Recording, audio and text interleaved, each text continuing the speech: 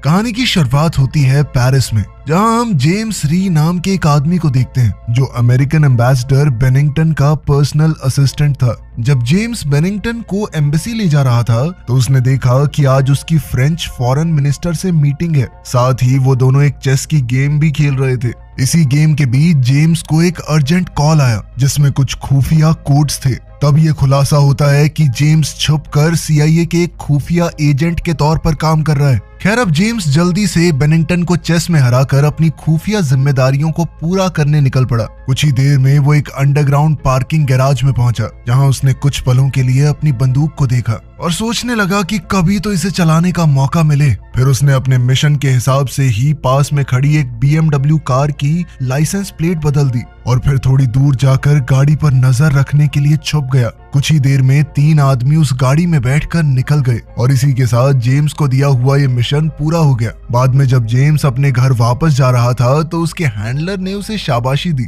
लेकिन जेम्स का मन अब भी बेचैन था। उसने कहा कि मैं कुछ बढ़िया करना चाहता हूँ, मजेदार, ये छोटे मोटे काम देता रहता भाई मुझे। लेकिन उसके हैंडलर ने कहा कि अभी तुम बड़े चैलेंजेस के लिए तैयार नहीं हो। खैर, फिर उसे एक और काम दिया गया। उसे फॉरेन मिनिस्टर के साथ मीटिंग के दौरान उसके ऑफिस में एक चिप लगानी है। इस पर जेम्स ने पूछा कि चिप है कहाँ? तो हैंडलर ने कहा कि हमने पहले ही तुम्हारी जेब में डाल दी है। जेम्स ये देखकर हैरान हो गया कि ये कब हुआ। अब जेम्स उस चिप को गौर से देख ही रहा था कि अचानक किसी ने उसका दरवाजा खटखटाया। ये उसकी गर्लफ्रेंड कैरोलाइन थी, जिसने जेम्स को चूमते हुए उसके आज के दिन के बारे में पूछा। खैर, जेम्स का काम ही कुछ ऐसा है कि वो सच तो नहीं बता सकता, तो उसने बात घुमा दी।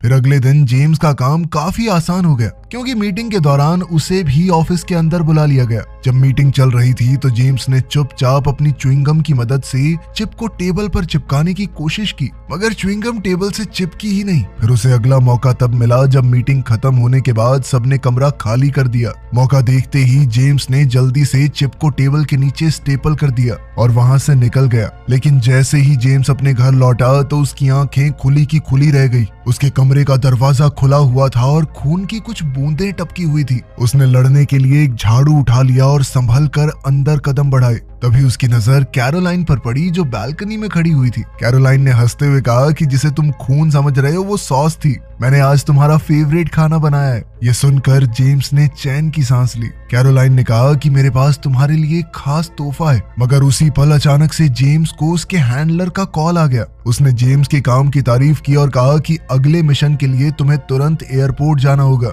हमारा एक दूसरा एजेंट है चार्ली, उसे इस वक्त एक ड्राइवर की बहुत सख्त जरूरत है और अगर तूने ये पूरा कर लिया तो प्रमोशन भी मिल सकता है। ये बात सुनते ही जेम्स नए जोश से भर गया। अब वो कैरोलाइन के तोहफे को खोलने के लिए मुड़ा। तोहफा खोलते ही उसे एक अंगूठी मिली, जो कभी कैरोलाइन के पिता की हुआ करती थी। अंगूठी पहनाकर उसने वादा लिया कि इसे कभी मत उतारना। उधर जैसे ही जेम्स एयरपोर्ट पहुंचा तो उसने देखा कि CIA एजेंट चार्ली बहुत गुस्से में था, क्योंकि कस्टम वाले उसे अपनी एनर्जी ड्रिंक्स लेकर जाने से रोक रहे थे। चार्ली चिल्लाते हुए कहने लगा कि वर्ल्ड वॉर के टाइम पे जर्मनी वालों ने कच्ची फाड़ दी थी तुम्हारी, हमने बचाया था तुम्हें, याद है कुछ एहसान फरामोश इंसानों। माहौल को बिगड़ता देख जेम्स ने बीच में आकर चार्ली को शांत करने की कोशिश की। अब समय थोड़ा कम था तो चार्ली ने शांत होकर कहा कि मुझे किसी भी कीमत पर एक खास चाइनीज रेस्टोरेंट तक पहुंचना है और अगर तुम ये काम पूरा नहीं कर सकते तो किसी काबिल आदमी को भेज दो। अब वहां से निकलने के लिए जेम्स ने चार्ली के बैग पर डिप्लोमेटिक स्टिकर चिपका दिया, जिसके बाद कस्टम वालों ने उन्हें जाने दिया।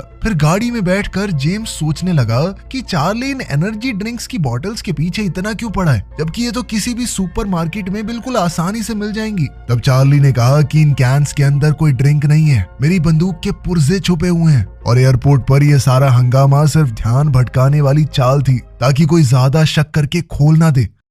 इसके बाद वो दोनों एक चाइनीज रेस्टोरेंट में पहुंचे, जहां चार्ली ने बड़े जोश के साथ अपनी पसंदीदा डिश मंगाई। इस पर जेम्स ने कहा कि ये डिश चाइना की है ही नहीं, असल में ये एक अमेरिकन शेफ ने बनाई है। चार्ली को इस बात पर बिल्कुल यकीन नहीं हुआ। उसने वेटर को बुलाया कि ये डिश चाइनीज है ना। इस पर वेटर कहने लगा कि भैया मैं तो नेपाल से हूँ, मुझे नहीं पता। इस बात पर चार्ली को इतना गुस्सा आया उसने बंदूक निकाल ली। ये देखकर रेस्टोरेंट के बाकी वर्करों ने भी अपनी बंदूकें निकाल ली और वहां पर अचानक ही गोलियों की बरसात शुरू हो गई। बेचारा जेम्स अपनी जान बचाने के लिए इधर उधर छुपने लगा। इस हंगामे के बीच चार्ली ने अपनी जबरदस्त फाइटिंग स्किल्स दिखाते हुए एक के बाद एक गैंगस्टर्स को ढेर करना शुरू कर दिया। फिर उसने गुस्से में पूछा कि ड्रग्स कहां पर हैं, मगर वेटर एक भी शब्द बोलने को तैयार नहीं था। अब चार्ली ने छत की ओर कई गोलियां चला दी और अब छत से सफेद पाउडर की बारिश होने लगी। उसने जेम्स से कहा कि इस पाउडर का सैंपल एक वास के अंदर इकट्ठा कर लो। इसके बाद वो दोनों बिल्डिंग के पीछे वाले हिस्से की तरफ गाड़ी ले जाकर इंतजार करने लगे। कुछ देर बाद उन्होंने उसी वेटर को भागते हुए बाहर निकलते देखा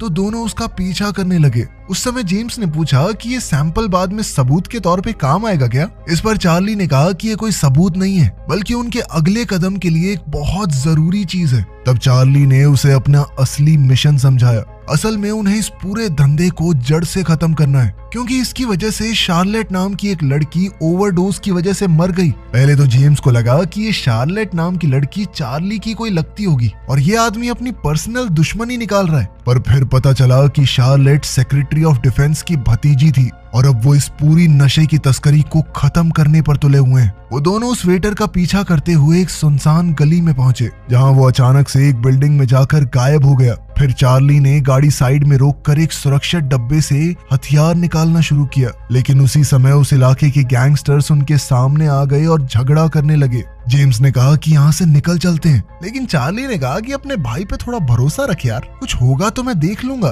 तभी एक गैंगस्टर ने चार्ली के ऊपर छुरा तान दिया, लेकिन अगले ही पल चार्ली ने बिजली की रफ्तार से हमला करते हुए उन सभी आदमियों को जमीन पर गिरा दिया। इसके बाद वो दोनों फायर एस्केप पर चढ़े और खुला दरवाजा देखकर अंदर घुस गए। फिर चार्ली ने अपनी बंदूक तैयार की और जेम्स से कहा कि तुम यहीं पर रुको। कुछ ही देर में सीढ़ियों से लाशें गिरनी शुरू हो गई। ये मंजर देखकर जेम्स भी ऊपर की तरफ चढ़ने लगा, जहां उसे और भी ढेर हो चुके दुश्मन मिले और आखिरकार उसकी मुलाकात दोबारा चार्ली से हो गई। अब वो दोनों एक कमरे में पहुंचे जहां छोटे छोटे बच्चे लोगों के सामने नाच रहे थे। अब उन्होंने बिना हंगामा किए एक आदमी पर बंदूक तान दी और कहा कि अगर तूने ड्रग सप्लाई करने वाले का नाम नहीं बताया तो मैं CIA की पूरी फोर्स को यहाँ बुला लूंगा। उसी समय इस आदमी ने कागज पर एक नाम लिखकर उनके हवाले कर दिया, लेकिन जैसे ही उन्होंने बंदूक हटाई उस आदमी ने अपने सारे गुंडों को बुला लिया। इसी अफरा तफरी में जेम्स और चार्ली वहां से बचकर एक कमरे में छुप गए, जहां हर तरफ मैनिकिन्स खड़े थे।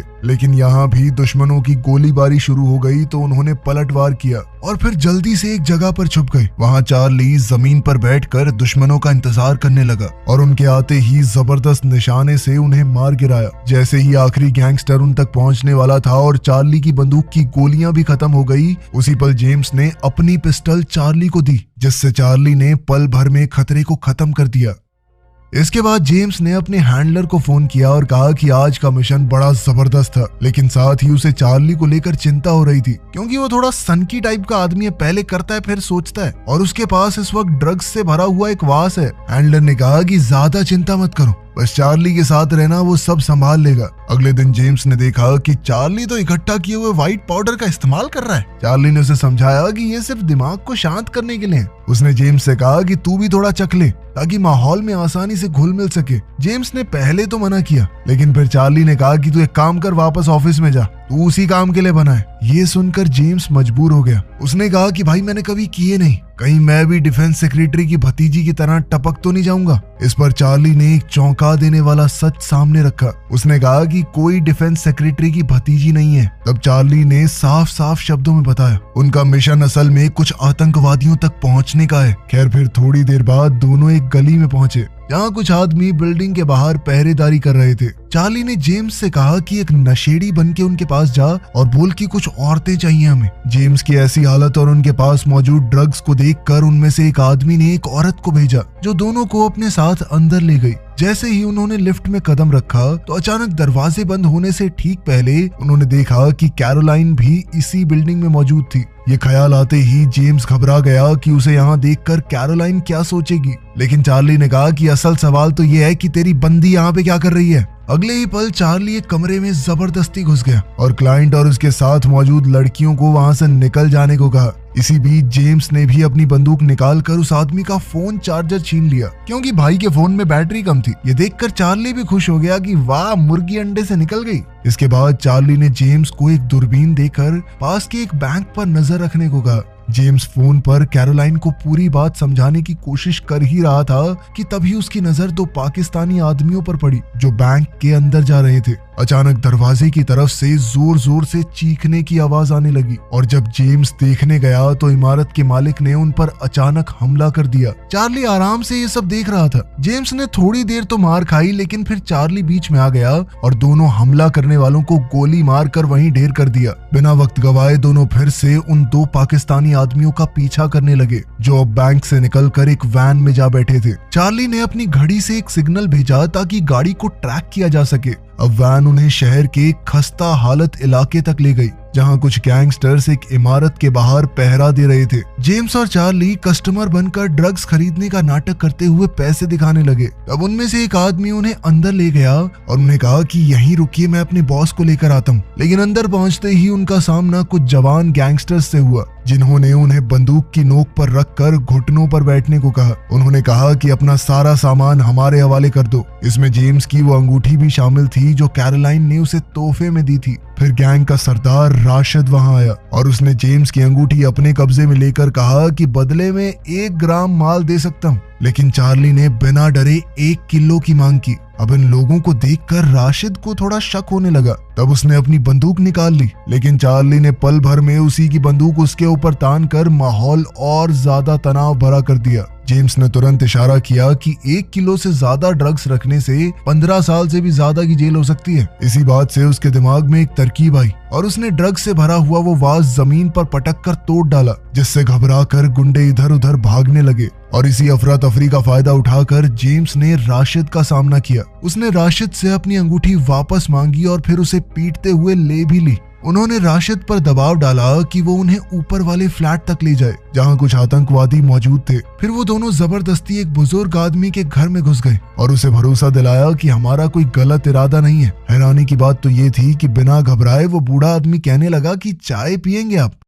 उधर चार्ली ने एक खास कैमरे की मदद से नीचे के कमरे पर नजर डाली जहां उसने देखा कि कुछ आदमी घबराहट में अपना सामान समेट रहे थे। तब चार्ली ने एक प्लान बनाया और खिड़की की तरफ उतरने की तैयारी की। फिर उसने जेम्स को एक ईयरपीस दिया और कहा कि नीचे जाओ और भागने की कोशिश अगर कोई भी करे तो मार देना। इसके बाद चार्ली खुद बिजली की तेजी से खिड़की तोड़कर अंदर घुसा और पल भर में 3 आदमियों को गिरा दिया। लेकिन अगले ही पल तेज गोलीबारी के चलते वो खुद जमीन पर गिर गया। जैसे ही जेम्स दरवाजे की तरफ बढ़कर अंदर घुसने वाला था, उतने में चार्ली को एहसास हुआ कि दरवाजे पर बम लगे हुए हैं। लेकिन आने वाले खतरे को नजरअंदाज करते हुए वो अंदर मौजूद आदमियों पर दबाव बनाते हुए आगे बढ़ने लगा और कुछ को तो मार गिराने में कामयाब भी रहा। लेकिन कुछ लोग जमीन के रास्ते भागने लगे, जिसे देखकर जेम्स तुरंत नीचे वाली मंजिल की तरफ दौड़ा। जब उसने उनमें से एक को पकड़ने की कोशिश की तो वो आदमी सरेंडर करने से पहले ही मारा गया। चार्ली ने जेम्स की इस कोशिश की तारीफ की, लेकिन जल्द ही उसे पता चला कि कुछ आदमी बचकर निकल गए थे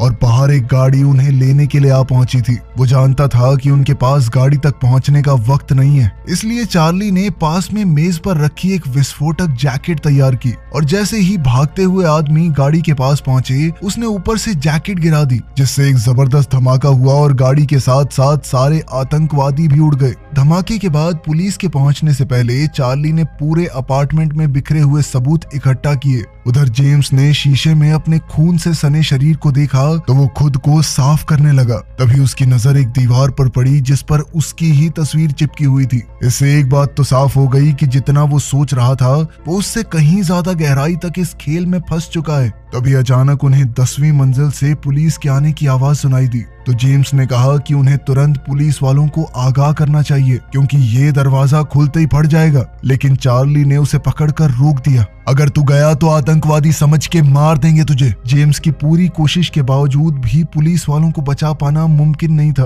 क्योंकि दरवाजा अचानक फट गया और उस विस्फोट में सबकी मौत हो गई। इसके बाद चार्ली और जेम्स बिल्डिंग से भाग निकले और एक पुलिस कार पर कब्जा कर लिया। फिर गाड़ी में जेम्स ने कहा कि इतने सारे सबूत और उंगलियों के निशान पीछे छूट गए हैं, जल्द ही पुलिस हमारे तक पहुंच जाएगी। लेकिन चार्ली ने उसकी बात बीच में ही काट दी और अचानक से गाड़ी को पीछे मोड़कर उनकी पहली गेटअवे कार पर जोर से टक्कर मारी, जो चार्ली की पहले से की गई तैयारी की वजह से तुरंत धमाके के साथ फट गई। इसके बाद वो दोनों एक खास जगह पर पहुंचे जहां 2 CIA एजेंट पहले से उनका इंतजार कर रहे थे। चार्ली ने उस दिन जेम्स के काम की तारीफ की और इकट्ठा किए गए सबूत उनके हवाले करके बदले में एक भूरे कागज का बैग ले लिया। जेम्स को पहले तो लगा कि चार्ली उसे मिशन का कोई बहुत जरूरी हिस्सा सौंप रहा है, लेकिन जब उसने बैग खोला तो उसके अंदर 2 सैंडविचेस थे। जल्द ही जेम्स को कैरोलाइन का मैसेज मिला जिसने उसे डिनर के लिए बुलाया था। इस पर जेम्स ने चार्ली को भी अपने साथ चलने को कहा क्योंकि कैरोलाइन की दोस्त निकोल भी वहां पर आने वाली थी।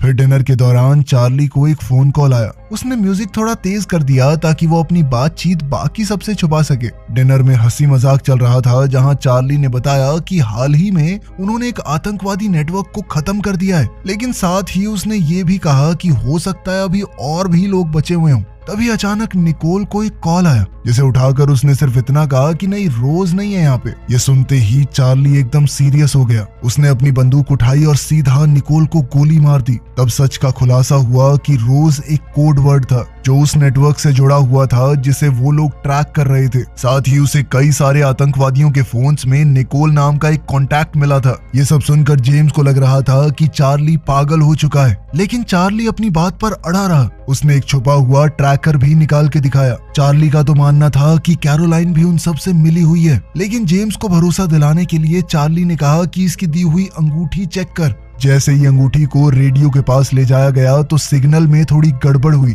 इससे यह साफ हो गया कि अंगूठी के अंदर ट्रैकर लगा है। अब जेम्स कैरोलाइन से पूछने लगा कि इस सब का क्या मतलब है, लेकिन कैरोलाइन अचानक से उसकी बाजू में गोली मारकर खिड़की से भाग गई। उसी पल चार्ली उसके पीछे दौड़ पड़ा और छतों पर उसका पीछा करते हुए तेजी से आगे बढ़ने लगा, लेकिन कैरोलाइन बड़ी चालाकी से पहले ही नीचे पहुंच गई थी जहां पर एक गाड़ी उसका इंतजार कर रही थी। चार्ली बस लाइसेंस प्लेट पर एक नजर डाल पाया और अगले ही पल कैरोलाइन रात के अंधेरों में गायब हो गई। बाद में जेम्स को कैरोलाइन का फोन आया जिसमें उसने गोली मारने के लिए माफी मांगी, लेकिन इससे पहले कि वो और कुछ समझ पाता कैरोलाइन ने फोन काट दिया। वहीं दूसरी तरफ हम देखते हैं कि कैरोलाइन गाड़ी के पास रुककर सफेद कपड़ों में एक आदमी का इंतजार कर रही थी। इसी दौरान चार्ली ने जेम्स और उसकी बातचीत की रिकॉर्डिंग को ध्यान से सुना और हर छोटी आवाज को पहचानने की कोशिश की ताकि उसकी लोकेशन का पता लगाया जा सके। तभी अचानक जेम्स को बेनिंगटन का फोन आया। वो इस वक्त बहुत गुस्से में था क्योंकि जेम्स एयरपोर्ट पर अमेरिकन डेलीगेशन का स्वागत करने नहीं पहुंचा।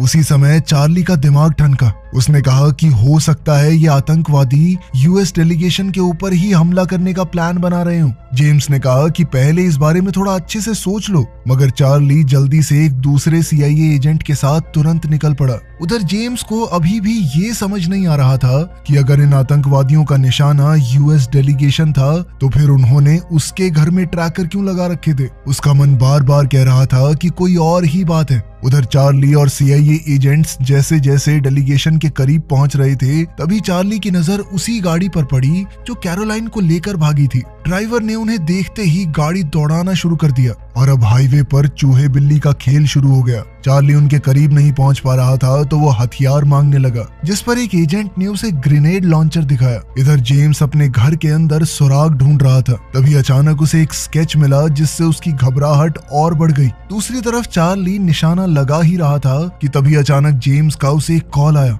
उसकी आवाज में कपकपी थी। उसने बताया कि कैरोलाइन गाड़ी में है ही नहीं, वो अमेरिकन डेलीगेशन से होने का नाटक करते हुए भेस बदल कर इस समिट में घुसने वाली है। मगर चार्ली ने दावा किया कि मुझे गाड़ी के अंदर कैरोलाइन दिख रही है। इस पर जेम्स ने उसे चेतावनी दी कि ये धोखा भी हो सकता है भाई। आखिरकार जब चार्ली गाड़ी के बहुत करीब आ गया तो उसे पता चला कि फ्रंट सीट पर तो सिर्फ एक पुतला बैठा है। ये सुनते ही जेम्स तुरंत समिट की तरफ निकल गया। आतंकी खतरे को टालने के इरादे से चार्ली ने अमेरिकन काफिले का रूट बदलवाने की भी कोशिश की, लेकिन उसकी चेतावनी किसी ने नहीं सुनी। वहीं उसे आतंकवादियों की गाड़ी पर क्लियर शॉट भी नहीं मिल रहा था, इसीलिए उसने एजेंट को ऊपर बने फ्लाईओवर की तरफ गाड़ी तेजी से भगाने को कहा। इसी बीच गाड़ी का ड्राइवर अपने व्हीकल के अंदर एक्सप्लोजिव्स तैयार कर रहा था और अब वो पूरी रफ्तार से उस यूएस काफिले की तरफ बढ़ रहा था। लेकिन चार्ली बिल्कुल सही मौके पर ब्रिज पर पहुंच गया और एकदम शांत दिमाग से अपना निशाना सेट किया। उसका रॉकेट बिल्कुल सही जगह पर लगा और गाड़ी ब्लास्ट हो गई और अमरीकी काफिला बिल्कुल सुरक्षित निकल गया। उसी वक्त दुनिया भर से आए हुए लोग समिट के लिए इकट्ठा हो रहे थे। जेम्स भी वहां पहुंच गया और उसे तुरंत चार्ली का कॉल आया। चार्ली ने उसे होशियार रहने को कहा और बताया कि हो सकता है कि कैरोलाइन ने बॉम्ब जैकेट पहन रखी हो। इस खौफनाक खबर के बावजूद जेम्स ने अपने मन में ये उम्मीद जिंदा रखी कि वो कैरोलाइन को समझा बुझा कर उसके इरादों को रोक सकता है। लेकिन जल्दी ही उसे पता चला कि उसका डिप्लोमेटिक पास तो पहले ही इस्तेमाल किया जा चुका है। उसने समझाने की कोशिश की कि मेरे कार्ड से कोई बहरूपिया अंदर घुस गया है, लेकिन फिर भी सिक्योरिटी वाले उसे बाहर ले जाने लगे। तभी बेनिंगटन बीच में आया और कहा कि इसे अंदर जाने दो, ये मेरे साथ है। अब जैसे ही जेम्स आगे बढ़ने की सोच रहा था तो उसकी गन मेटल डिटेक्टर में पकड़ी गई और गार्ड्स ने उसे फिर से दबोच लिया। हालात हाथ से निकलते देखकर जेम्स ने बेनिंगटन से कहा कि इस समिट को जल्द से जल्द बंद कर दो। उसने बताया कि हमारे बीच में किसी ने बम पहना हुआ है, लेकिन बेनिंगटन को अपनी सिक्योरिटी पर बहुत भरोसा था। उसने कहा तू बंदूक लेके घुस नहीं पाया, कोई बम लेके घुस गया है।